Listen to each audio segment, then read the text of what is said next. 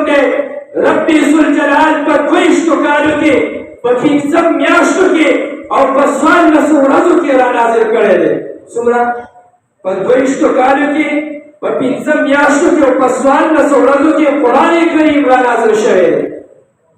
او دا یاد ساتئ جبرائیل علیه السلام مبارک نبی کریم علیه السلام مبارک تا 26,000 پیرے راغلے دے. څومره پیرے؟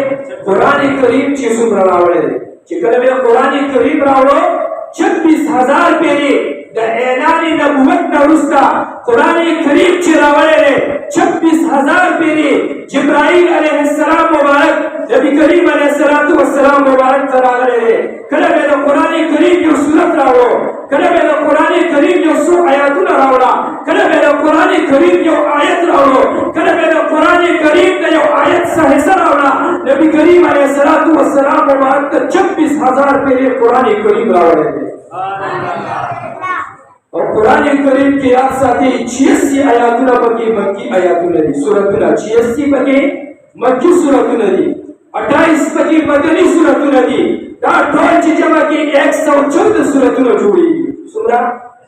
114 سورتونه جوړیږي. او د قرآن کریم حروف چې کوم دي، حروف یاد ساتئ. د قرآن کریم حروف چې کوم دي دا 3,23,670 حروف دي. 3,23,670 حروف دي. اوس سوچ کول پکار دي. عرض او مقصد میرا دې ځای ته راتلم.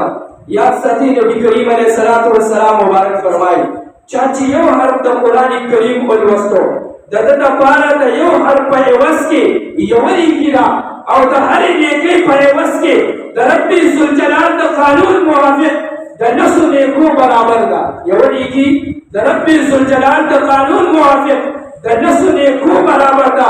اوس سوچ کول پکار دي چې دغه یوه نیکي چې کوم ده د 9 برابره ده. کله چې 3,23,670 نه په 10 کې ضرب ورکړي نو څومره ثوابونه جوړېږي.